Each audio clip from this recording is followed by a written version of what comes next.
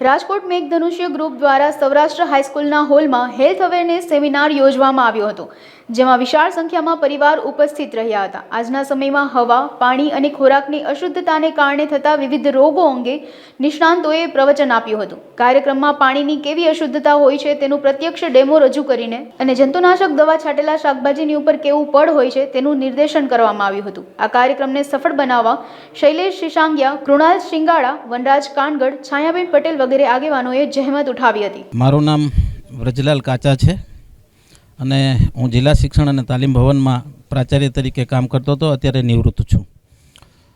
મિત્રો, મારે એક સંદેશ આપવાનો છે. એ છે કે અત્યારે સાંપ્રત સમયમાં આપણે ઘણી બધી અવનવી બીમારીઓથી આપણો સમાજના લોકો જે છે પીડાય છે.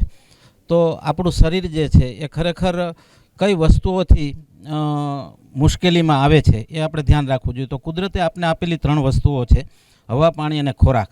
તો એવી વસ્તુ છે કે જે હવા, પાણી, એની ઉપર આપણે જો કંટ્રોલ કરી શકીએ, આપણે આપણી રીતે જો એને સંયમથી વાપરી શકીએ તો આપણે રોગને કાબૂમાં લઈ શકીએ છીએ. હવા ઉપર આપણો કંટ્રોલ હોતો નથી.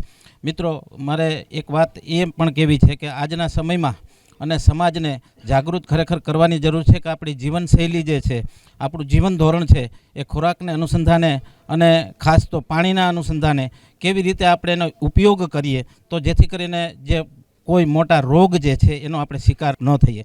મિત્રો, આજના સમયમાં કેન્સર જેવી ભયંકર બીમારીઓ કે જે ઘર કરતી જાય છે. WHO એવું કીધું છે, આપણે ન્યૂઝપેપરમાં પણ વાંચ્યું હશે કે લગભગ મોટાભાગનો 87-88% સુધી એક્ટિવ કેસોની સંખ્યા કદાચ થશે.